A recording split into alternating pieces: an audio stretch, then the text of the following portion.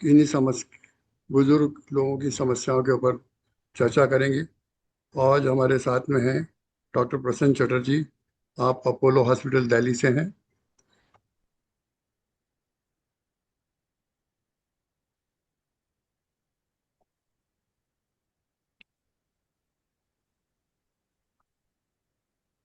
भारत के वरिष्ठ जन, समस्याएं एवं उनका निराकरण, आज का चर्चा का विषय है। डॉक्टर प्रसन्न चटर्जी एमडी एफआरसीपी एडिनबर्ग से हैं, leading expert in geriatric medicine and longevity science, group clinical lead, geriatric medicine and longevity sciences, Apollo hospital Delhi. Formerly associated with All India Institute of Medical Sciences, New Delhi. Area of expertise, healthy aging and longevity, comprehensive geriatric assessment, dementia and cognitive disorder, fragility and falls, mobility and issues, memory, mood, muscle and mobility in older adults, elderly mental health and rehabilitation. He is helping older adult age with dignity, independence, and improved quality of life through comprehensive geriatric care, memory, mood, mobility, muscle, medication, and medical health. That's what is required with the aging. We humbly thanks to all the viewer. We request you to subscribe channel. Your suggestion and comments are always welcome.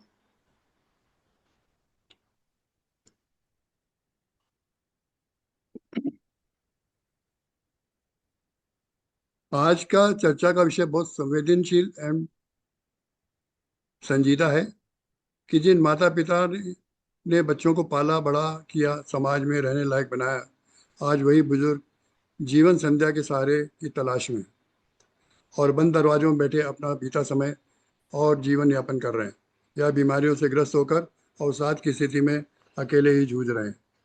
बहुत ही कम खुश नसीब बुजुर्ग आपको देखने में आएंगे जिनके बच्चे उनकी परवरिश कर रहे हैं या करवा रहे हैं, या लगातार फासलों की दीवार को कम करते हुए उनकी ज़रूरतों को पूरा कर रहे हैं। आर्थिक रूप से मजबूत बुजुर्ग परिवार 5 star medico social old age home की शरण में है, जहां वे अपना दर्द अपना और दूसरों के साथ साझा कर रहे हैं, जहां पर घर दर्द भरी भावनाओं को समझने की कोई संभावना नहीं हो सकती।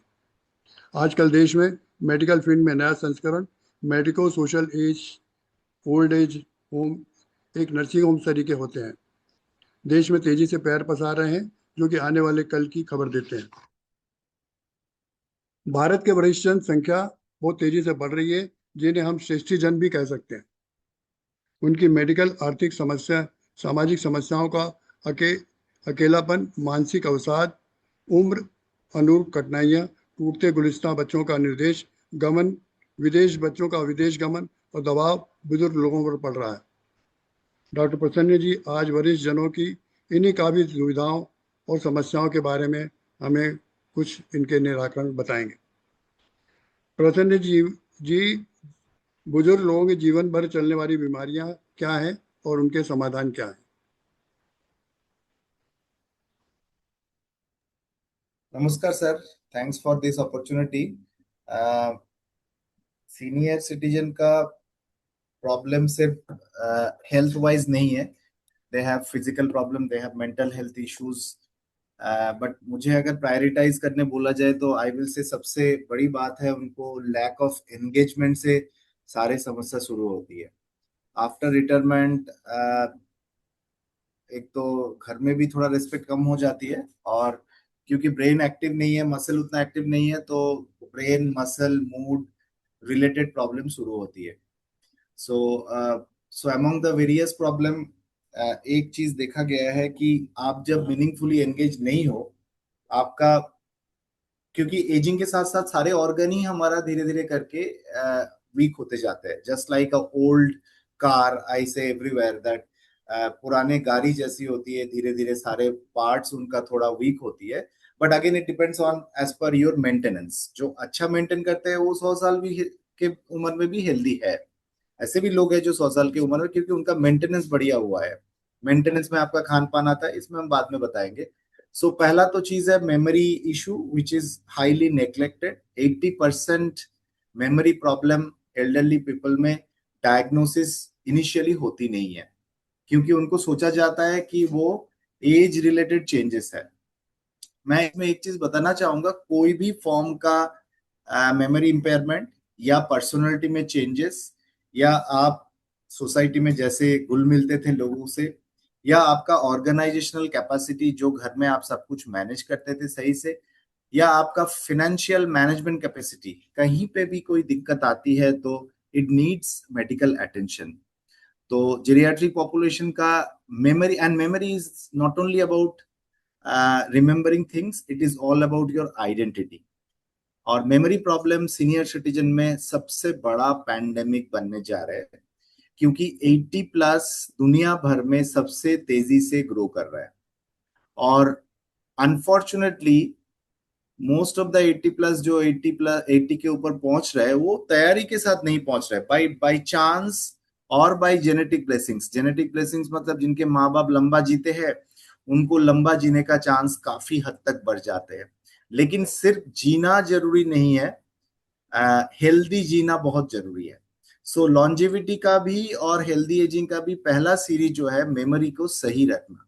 सो एक प्रॉब्लम है memory issue. Second issue is their mood problem, कि अकेलेपन, बाल बच्चा बाहर चले गए, कोई विदेश में चले गए, अलग स्टेट में है, हस्बैंड वाइफ दोनों है, अगर वो सोसाइटी में बहुत ज्यादा मिंगल नहीं कर रहा है तो उनका मूड का समस्या बहुत ज्यादा बढ़ता है। फिर होता है आपका मसल रिलेटेड इशू। ये चर्चा बाकी डॉक्टर बाकी फ्रेटर्निटी नहीं करता है, इसलिए मैं करना चाहता हूँ। स्टडी में देखा गया 30 के बाद ही हमारा मसल वीक होना शुरू होती है, अगर हम रेजिस्टिव एक्सरसाइज नहीं कर रहे हैं तो। और 60 के बाद हर decade we lose almost 10% muscle mass and strength. Muscle mass और स्ट्रेंथ कम होने को हम सार्कोपेनिया बोलते हैं। तो इसका भी इलाज है, इसका भी डिस्कशन होना चाहिए, खान पान क्या होना चाहिए उसमें भी हम बाद में आएंगे। अलोंग विद दैट, क्योंकि उम्र हुआ है तो एक कहावत है, आपका उम्र क्या है, it's all about your vessels. मतलब हमारे शरीर में जो आर्टरी है उसका उम्र के साथ साथ हमारा उम्र बोला जाता है। इसके मतलब क्या, वेसल्स रिलेटेड डिसऑर्डर उम्र के साथ साथ बढ़ जाता है, जैसे कि हो गया pressure, sugar, heart problem, kidney problem, ये तो है ही। ये कभी कभी देखा गया ये बहुत पहले शुरू हुआ है, एजिंग के बाद बढ़ जाता है। तो memory, mood, muscle problem, ageing, age related vascular changes. फिर क्योंकि हमारा शरीर का फिल्टर मैकेनिज्म भी वीक हो जाता है, जिसे हम किडनी कहते हैं, तो इसलिए एक डिजीज होता है जिसे क्रॉनिक किडनी डिजीज बोलते हैं, क्योंकि किडनी का फिल्ट्रेशन मैकेनिज्म कम हो गया। सिमिलरली आप देखोगे बाकी जॉइंट, इसके बाद अगर मैं बोलूं, मोस्ट ऑफ द जॉइंट थोड़ा घिस जाती है, जॉइंट स्पेस कम हो जाती है तो पास पास आ जाती है जॉइंट, और मसल भी उतना सही से काम नहीं कर रहा है, तो इसे हम बोलते हैं डीजेनरेटिव डिसऑर्डर। इसमें आता है घुटनों का दर्द, जिसको हम ऑस्टियोआर्थराइटिस बोलते हैं। बैक में पेन है तो लंबर स्पॉन्डिलोसिस बोलते हैं। नेक में पेन है तो सर्वाइकल स्पॉन्डिलोसिस बोलते हैं। तो ये सब जॉइंट का पेन शुरू होता है। इसके बाद मैं बोलूं तो बैलेंस प्रॉब्लम, क्योंकि मसल वीक है तो उम्र के साथ साथ बैलेंस प्रॉब्लम काफी बढ़ जाती है। लेकिन balance problem alone is not the problem, problem is गिरना। बैलेंस प्रॉब्लम कम होने के कारण सीनियर सिटीजन में गिरना बहुत ज्यादा होता है। Falls in elderly is again one of the major agony in late life, क्योंकि गिरने के बाद अगर कूल्हे का हड्डी टूटा या कोई भी हड्डी टूटी तो 1 साल लग जाता है मोटा मोटी उनको फिर से नॉर्मलसी में वापस आने के लिए, प्रोवाइडेड वे पहले बहुत स्ट्रांग थे, एक्टिव थे। आप जैसे एक्टिव अगर कोई लोग है तो वो जल्दी रिकवर करेंगे, नहीं तो बहुत मुश्किल है। और डिपेंडेंस एक इटसेल्फ इज ए बहुत बड़ा मुद्दा। आप अगर बिस्तर में कोई सीनियर सिटीजन चले जाते हैं तो उनका देखभाल करने का लोग भी हमारे देश में कम होते जा रहे हैं, जैसे कि आपने इंट्रोडक्शन में कहा, जिसके लिए ओल्ड एज होम मशरूमिंग हो रहा है।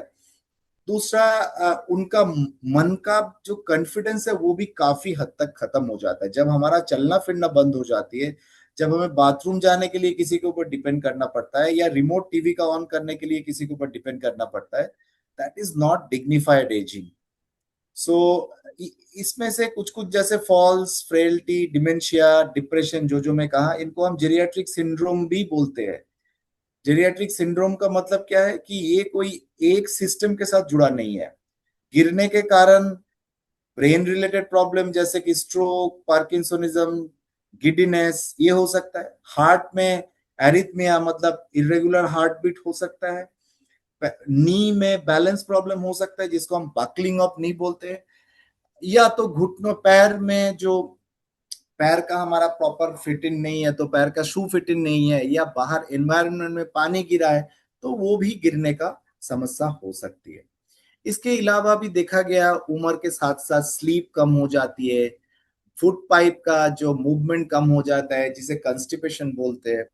ये सब इशू भी, क्योंकि वही मैंने बोला शुरू में, पुरानी गाड़ी है तो सिर्फ ब्रेक शू में प्रॉब्लम होगा, ऑयल कम हो जाएगा, ये नहीं है। हर जगह पे थोड़ा थोड़ा प्रॉब्लम शुरू हो जाती है।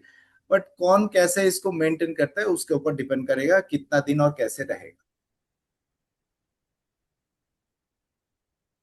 तो ये सब जो आपने जो डिस्क्राइब करा ओल्ड एज वालों का, तो that changes there lifestyle, total जीवन शैली उनकी चेंज हो जाती है।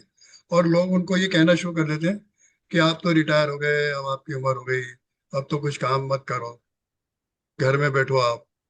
तो I think that negative impact really create a problem with the ageing. कि अगर उनको बोला जाए कि नहीं, you are still active, and उनको पॉजिटिव वे में अगर उनसे बात की जाए, तो आई थिंक कि they can be saved from many issues of the age. Because if they are meeting with their friends, or with their colleagues, or moving with the family, definitely that can give an help to them. ये sir absolutely positivity is the most important thing. और ये सब गलत गलत information, गलत फहमी है कि उम्र हम्म, हुआ है तो काम कम करिए। सो हम्म, जितना आपके क्षमता में है उतना करना चाहिए। ब्रेन और मसल के बारे में कहा जाता है यूज इट और लूज इट। तो you अगर lose आप it. अपना चलना फिरना कम करोगे तो मसल यूज नहीं कर रहे हो। सार्कोपिनिया तो होएगा ही होएगा फिर तो। यस, फैमिली में एंगेज नहीं हो रहे हो, ग्रुप के साथ मिल नहीं रहे हो, ब्रेन को यूज नहीं कर रहे हो, नया चीज सीख नहीं रहे हो तो ब्रेन को यूज नहीं कर रहे हो। सो या ब्रेन और मसल यूज नहीं करोगे तो डीके होगा, डीके होगी हम्म, तो डिपेंडेंस होगी। हम्म, 70+ पॉपुलेशन में सबसे बड़ा प्रॉब्लम अगर कुछ है तो वो है डिपेंडेंस। चाहे वो घुटनों के दर्द के लिए हो, चाहे भूलने के कारण के लिए हो। और एक चीज इसमें बोलूंगा, एक बहुत बड़ा समस्या है ये, इनका इस उम्र में क्या होता है, हर ऑर्गन थोड़ा वीक हुआ है, इसलिए सारे ऑर्गन स्पेसिफिक डॉक्टर के पास चले जाते हैं और सारे दवाई एक साथ इकट्ठा करके 20-20 गोली खाते हैं। इसे हम पॉलीफार्मेसी बोलते हैं। तो मैं सारे पेशेंट को मैं एक ही चीज बोलता हूँ, और दुनिया इजीली भर अवेलेबल है हमारे यहाँ। हमारे यहाँ इजीली अवेलेबल भी है। सो मैं ये बोलता हूँ, दुनिया भर के स्टडी में जो देखा गया, जितने लोग 100 साल तक पहुंचे हैं वो दवाई खा के नहीं पहुंचे, वो अपने लाइफस्टाइल से पहुंचे हैं। वो सो दुआओं अगर से आप पहुंचे 5 हैं। से ज्यादा दवाई खा रहे हो तो वो भी एक बीमारी है जिसे हम पॉलीफार्मेसी बोलते हैं। तो मेरा तो आई विल से 70% पेशेंट मेरे पास जो आता है, डॉक्टर साहब हड्डी को भी दिखा लिए, ब्रेन को भी दिखा लिए, हार्ट को भी दिखा लिया, अब 20 गोली खा रहा हूं, आप बताओ क्या करना है। तो 20 गोली को 5 गोली करना मेरा काम है एज ए जेरियाट्रिशियन। तो आपकी इस बात से मुझे एक बात समझ में आ रही है कि why we should not have geriatric specially clinic, so that the patient, the old age people come to geriatrician and get everything solved, just like as a family physician we used to have uh, in my when I started practice. I started not as a pediatrician but as a family physician. So I used to see everybody and used to treat everything. Then I moved to specialize. But now the era has come that, like other branches, we should have a geriatric clinic only, specialized for the old age people, so that they can be उनके साथ अच्छे से व्यवहार करके, उनसे अच्छे से बात करके एक जीरियाट्रिशियन जितने अच्छे से समझा सकता है। एक दूसरा डॉक्टर मेरे ख्याल से उतना उसको इन डेप्थ नहीं समझा पाएगा। तो what are the other diseases which make them dependent? So जैसे मैंने कहा सर आपको कि मेमोरी इनका एक बहुत बड़ा मुद्दा है, क्योंकि छोटा छोटा चीजें स्किप होना, मेमोरी हो गया, फिर उनका मसल के कारण मसल धीरे धीरे वीक हो रहा है, एडिक्वेट प्रोटीन नहीं ले रहा है, सो मसल वीक हो रहा है, जॉइंट को प्रॉपर मेंटेन नहीं हो पा रहा है, सारे लोग जॉइंट को नया नहीं बनाते हैं। इसके साथ साथ कुछ कुछ मेटाबॉलिक प्रॉब्लम को भी प्रॉपरली एड्रेस नहीं किया जाता, जैसे कि जिसे हम सार्कोपेनिक ओबेसिटी बोलते हैं, मसल भी वीक हुआ है, एब्डोमिनल बेली भी बढ़ा हुआ है, तो उनको उनके लिए तो डबल प्रॉब्लम है। एक, उनका उनका वेट के कारण नी में प्रेशर बन रहा है, और मसल वीक है, तो उनको तो सर्जरी करने के बाद भी उनका डिसेबिलिटी जाना मुश्किल है। स्टडी में देखा गया 80% of 80 plus people suffers from some form of back pain, which is also a major cause of disability. Back pain का भी इलाज वही है कि आप हड्डी को ख्याल करो, मसल को स्ट्रेंथन करो।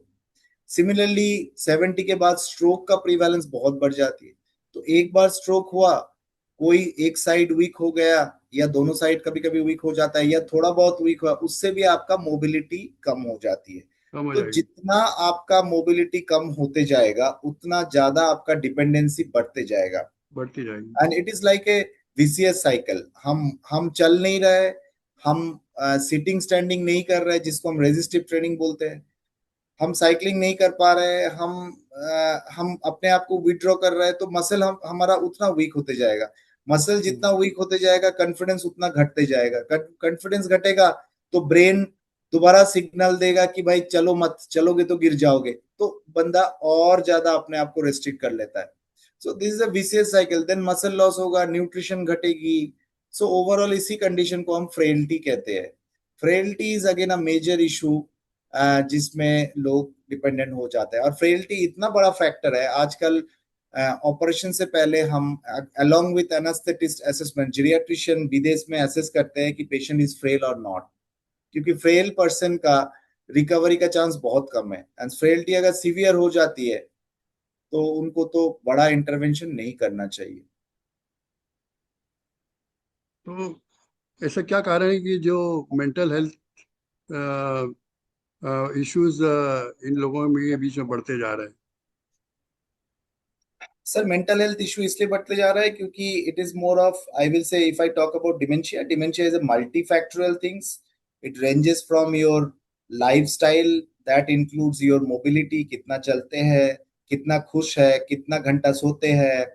सो इट इज अ, वही है कि गाड़ी का इंजन कितना अच्छा रहेगा, इट ऑल डिपेंड्स कि मैंने कितना डिसिप्लिन वे में गाड़ी को चलाया, कितना कम अननेसेसरी ब्रेक दिया, कितना फास्ट एक्सेलरेशन नहीं किया। सिमिलरली आप बॉडी को प्रॉपर मैनेज किए हो, स्मोकिंग नहीं किए हो, अल्कोहल नहीं लिए हो, फास्ट फूड कम खाए हो, वास्कुलर रिस्क फैक्टर को प्रॉपर मैनेज किए, प्रेशर शुगर हुआ तो उसको इलाज कराए है, स्ट्रोक हुआ तो उसको प्रिवेंट करने की कोशिश किए, हार्ट अटैक, हार्ट का बीमारी हुआ तो उसको प्रॉपरली इलाज किए। So memory, because you know ultimately that is most important. So brain injury का बहुत सारे फैक्टर दुनिया भर में पाया गया, उसमें इवन ये भी देखा गया कि लाइफ लॉन्ग एजुकेशन जो करते हैं उनका ब्रेन अच्छा रहता है।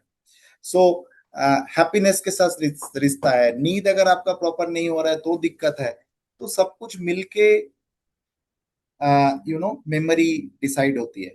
रही बात mood problem, that is depression. Depression is primarily because हमारा सोसाइटी में एजिज्म अच्छा खासा हो रहा है।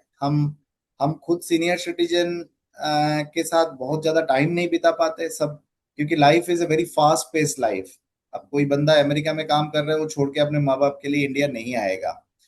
अब जो इंडिया में भी है, माँ बाप के साथ भी है, वो भी अपना काम में इतना बिजी है, वो रात को 8 बजे जाके अपना बच्चे से बात करेगा, कि अपना मम्मी पापा से बात करेगा, या अपने बीवी से बात करेगा, या अपना बॉस ने जो काम दिया उस काम को लैपटॉप में बैठ के करेगा। The answer is the last one, ये किसी को टाइम नहीं देता है। तो मेंटल हेल्थ इशू तो आएगा ही आएगा, depression. But good news is specially metropolitan city में मुझे दिखाई दे रहा है, क्योंकि I in last 2 decades I have interacted at least with 2 lakhs elderly people across the country. तो गुड थिंग इज, अभी जो एक अच्छा चीज है, लोगों में एक सोच आया है कि हमें अच्छा जीना है। मैं जब एम्स में 2010 में बैठता था तो लोग बोलते थे कि बेटा, 80 के बाद के लोग बोलते, बेटा बोनस की जिंदगी जी रहा हो, जो कर सकते हो करो, नहीं तो बस ऊपर जाने का टिकट कटवा दो। हम्म। अब लेकिन 80 साल के बाद के भी पेशेंट, मैं 2000 लास्ट ईयर ही मैंने एम्स छोड़ा, 2025 की बात करूं तो मैं 80 85 के लोग भी आके मुझे बोलता है मेरा बेटा 55 साल की है, मुझे उनके जैसा हेल्दी रहना है, उनके जैसा मस्ती करना है, तो मुझे ठीक करो। तो ये एक अच्छी बात है लोगों में। सिर्फ लंबा वैसे लोग ऐसे ही पॉजिटिव नहीं जी रहे, लोग हेल्दी भी पॉजिटिव जीना थिंकिंग, चाहते हैं। हाँ, पॉजिटिव पॉजिटिव थिंकिंग। थिंकिंग आ रहा है। लोग अपने आप को एंगेज रखने का प्रयास कर रहे हैं, क्योंकि वही है, necessity is the origin of many invention, so they are also creating. So मैं सारे सीनियर्स को यही बोलता हूँ कि you you find your own purpose और उसके पीछे आप काम करें। I think that after retirement, I have seen many people, they are in identity crisis because उनको लगता है कि अब कोई पहचानता नहीं, so then they feel isolated socially. तो बोलते हैं अभी तो काम के नहीं रह गए, अब तो खत्म हो गए ये लोग. What is the healthcare limitations in our country with the old age people? Limitation मतलब ऐसा है कि I will say, if I consider there are around 14 crore plus elderly people हमारे देश में है, और टोटल में डॉक्टर गिनता हूँ तो less than 200। I am also president for Indian academy of geriatrics, which is like body for all skilled geriatrician, जिसको हम एमडी जेरियाट्रिक्स बोलते हैं। तो एमडी जेरियाट्रिक्स तो हमारे देश में 200 के करीब है। Now just imagine 200 skilled geriatrician. अभी जो आप जेरियाट्रिक क्लिनिक की बात कर रहे थे, 200 जेरियाट्रिशियन है इंडिया में और 14 करोड़ एल्डरली है, तो कहाँ से हम पूर्ति कर पाएंगे? Forget about, so government has started something called National Program for Healthcare of Elderly, but the pace is extremely low. Under this, government has created lots of plan, training of primary care physician, training of secondary care physician, district hospital में beds for elderly, tertiary care hospital में beds for elderly. Corporate में तो अभी ये concept आया ही नहीं। मैं तो I am one of the first person in corporate to establish now. Apollo has shown a lot of interest, so I have joined Apollo. Apollo is planning for all their center to start geriatric medicine. So of course, just like any other discipline, it has to be a multi-layered approach. Primary care, even I will say, Anganari worker, community health worker also can help a lot elderly people by simply sensitizing them about healthy lifestyle. फिर then primary care physician है, secondary care physician है, क्योंकि right time early diagnosis, these are very very important. And senior citizen में problem क्या होता है, they present very very atypically. Pneumonia young age में होगा तो खांसी होगी, हाई फीवर होगी, चेस्ट पेन होता है, बट एल्डरली में कुछ ना हो सकता है, देह में से अच्छा नहीं लग रहा है, भूख छोड़ नहीं लग रहा है, कोई कोई कंफ्यूजन हो जाता है, तो लोग फिर भागते हैं, क्या हो गया, स्ट्रोक हो गया, क्या हो गया, पागल हो गए, बहुत कुछ सोचते हैं लोग। So when they reach hospital, it is too late, and they go for ventilator, because again, elderly people are maximum occupant of ICU care, which can highly be prevented. So I will say, from all front, there are very very inadequate preparation from India. तो आपको नहीं लगता कि this is the all issues of elderlies are due to social changes in our country again, like Western country, the children goes away and parents are alone and they are living in the old age home. So the same thing has come due to the social changes and is has created a big problem for the country also. That social changes तो like वक्त की पुकार है। अगर हाँ. बंदे को नौकरी नहीं मिलेगा, out of state out of country जाएंगे, तो वो तो हम्म. जाएंगे ना। So social changes is like a call of the time, hmm. but I will say health changes is something which is preventable. Attitude and approach to aging should be prepared much early. Hmm. 50s में हमें start कर देना है कि मेरा retirement के बाद मैं क्या करूंगा, जो सरकारी नौकरी कर रहा है, जो इंडिपेंडेंट प्रोफेशन में नहीं है। So this is very very important. I think the changes has to come from individual level. Senior citizen जो एब्सोल्युटली 80 प्लस हो गए उनके लिए तो मैं नहीं बोल सकता, but even those who are 60 plus they need to consider how they are going to take care of their 80 plus and 90 plus, क्योंकि इन 90 द प्लस फ्यूचर। कोई बड़ी बात नहीं है. So it has to start from, I will say, individual level, then community level with elderly people. They themselves have to create their group. Government has done many things like senior citizen का बैठने का जगह, recreation center, blah blah, ये सब होता है. But इसको senior citizen को ही लिवरेज करना है. They have to create the pressure group. अभी मिनिस्ट्री ऑफ सोशल जस्टिस कुछ कुछ करता है, मिनिस्ट्री ऑफ हेल्थ कुछ करता है, but the integration is not at all seamless. So government का जो most of the models are not empowering model, but it is mostly like, give them food, give them medicine, give them free health. That is the model which is going on. Give them some remuneration, bhata जिसको आप बोलते हो, pension for pension is definitely needed for economically weaker people, but I think they need much more empowerment. We need to या engage elderly people for towards more positive direction. Do you see do you see that any elderly people coming to you with the abuse आते which हैं is बहुत सारे. increasing? होते हैं abuse भी बहुत है. ज्यादा मुझे एम्स में मिलता था क्योंकि AIIMS is a government institute and there all kinds of people used to come. Hmm abuse हर फैमिली माने हर स्ट्रेटा में हो सकती है, but I have seen abuse भी मोर ऑफ डिपेंडेंट पॉपुलेशन में होती है हम्म एंड फीमेल में होती है, क्योंकि मोस्टली अभी भी हमारे देश में female are financially not that independent. या सो फीमेल में वो ज्यादा होती है, डिपेंडेंट में ज्यादा होती है, मेमोरी लॉस लोगों को ज्यादा होती है, बेड बिस्तर में बहुत साल से पड़ा है उनको ज्यादा होती है, लोअर मिडिल क्लास फैमिली में ज्यादा होती है क्योंकि उनके पास फाइनेंशियल बैकअप नहीं है. So these are few definitely risk factors. Are you aware of some government plannings for old age people?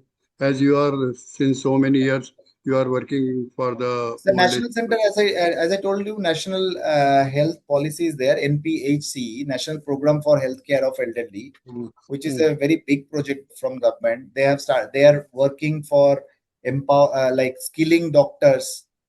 AIMS was one of the pioneer on that. So we started National Center for Aging in AIMS. One is mm, happening in Chennai. One is already functional. Another is getting ready in Banaras in the university. So government is trying from that level, but it is still mm, not mandatory. To me, every medical college should start geriatric medicine MD across the country, be it private, be it government. That should be mandate from the government. Every district level doctor should be trained. Every MBBS curriculum should have proper geriatric curriculum, which is not there. Every nurse should get a special training for geriatric medicine. So these are, and then it will trickle down to lower level in a form of, let's say, gerontology course for geriatric people themselves. So many old age people, most of the old age people, they are not aware about the technology and they find difficulty in technology. So do you think that some NGOs or should give the digital literacy to these people? Some simple app should be there और intergenerational learning बच्चे को सिखाएं बच्चों को इस तरह से कुछ नहीं होना चाहिए जिससे कि जीरियाटिक क्लिनिक में या जीरियाटिक ऐसे सेंटर में हो या एनजीओज को जैसे नहीं होना चाहिए अपने देश में कि जो इनको सिखाया जाए जिससे कि सर उनका ऐसा है आइडेंटिटी कि क्राइसिस कम हो. सर ऐसा है कि again the family has to first think. Hmm I run a NGO called Healthy Ageing India. उसके थ्रू हम्म हम रांची में ऑलमोस्ट 8,000 ट्राइबल बच्चे को पढ़ाते हैं by elderly people. So intergenerational concept I have started in India first time in 2000, way back in 2015. Hmm Initially started in Noida, then Delhi, then Ranchi. But again, हम्म कोई भी NGO के लिए mass level पे, population level पे change लाना मुश्किल है. हम्म Rather, even I propose this to government also many a times. Most of the Sarkari school, primary health center across the state is a very hmm poor quality education, where definitely senior citizen can play a major role. And on the other side, college student, school student can definitely help senior citizen to understand technology. But again, because it's a call of time, I am noticing again a change that senior citizens are very good in technology. They are more into reels nowadays, which is not that great for them. They are watching mobile 4 5 hours, which is causing a lot of headache, sleeplessness in the night. So started as necessity to talk to near and dear one virtually. Now it has become their habit, because someone nowadays, like in this hot season, they prefer to interact through mobile than to meet face to face. So that is the negative component of technology. या definitely. तो प्रसन्न जी, क्या आपको लगता है कि बुजुर्गों को फिर से काम में शामिल करना चाहिए? सर, सरकार तो नहीं कर पाएगा, सरकार तो यंग जनरेशन को नौकरी नहीं दे पा रहा है।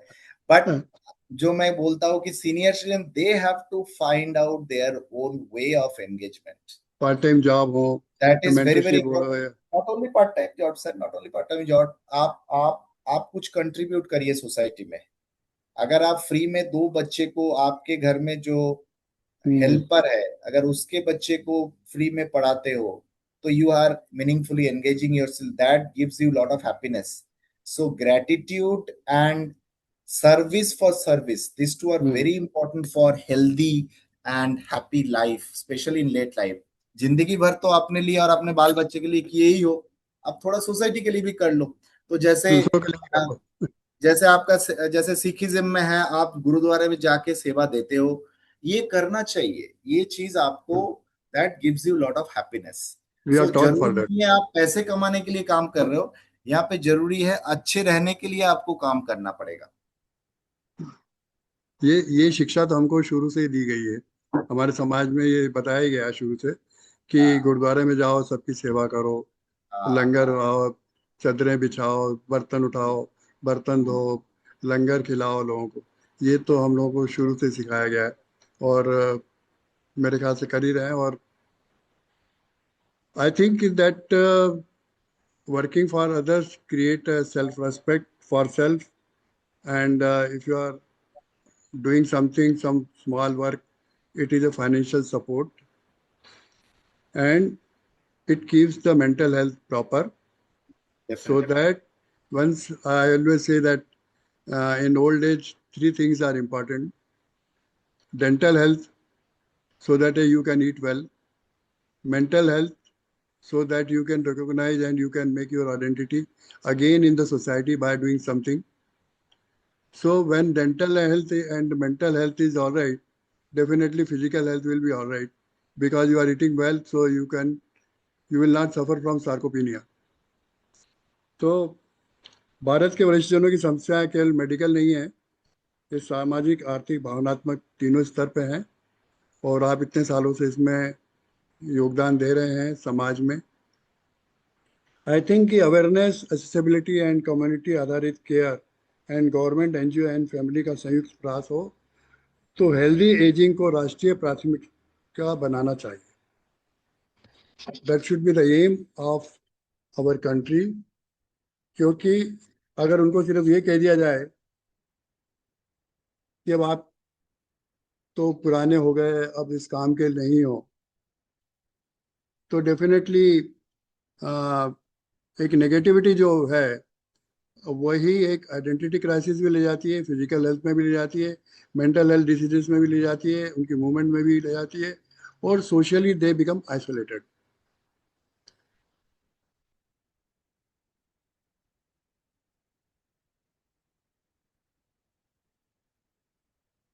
Hello sir.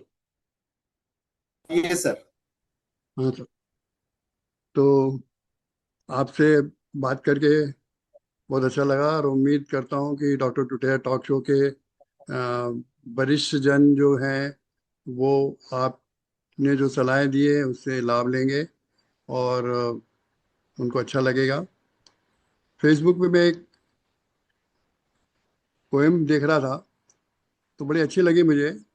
एक ओल्ड एज पर्सन ने शायद लिखी हो, या किसी ने लिखी होगी: थोड़ा सा थक जाता हूँ अब मैं, इसलिए दूर निकलना छोड़ दिया है, पर ऐसा नहीं है कि मैंने चलना ही छोड़ दिया है। फासलों अक्सर रिश्तों में अजीब सी दूरियां बढ़ा देते हैं, पर ऐसा नहीं कि मैंने अपनों से ही मिलना छोड़ दिया है। हाँ, जरा सा अकेला महसूस करता हूँ, खुद को अपने को भीड़ में, पर ऐसा भी नहीं अब मैंने अपनापन ही छोड़ दिया है। याद तो करता हूँ मैं सभी को, परवाह भी करता हूँ सबकी, पर कितनी करता हूँ बस बताना छोड़ दिया। They are self content. Thank you very much for being with us on the Twitter Talk Show. I hope that people like and they will remember you, your advices for them. Thank you being with us.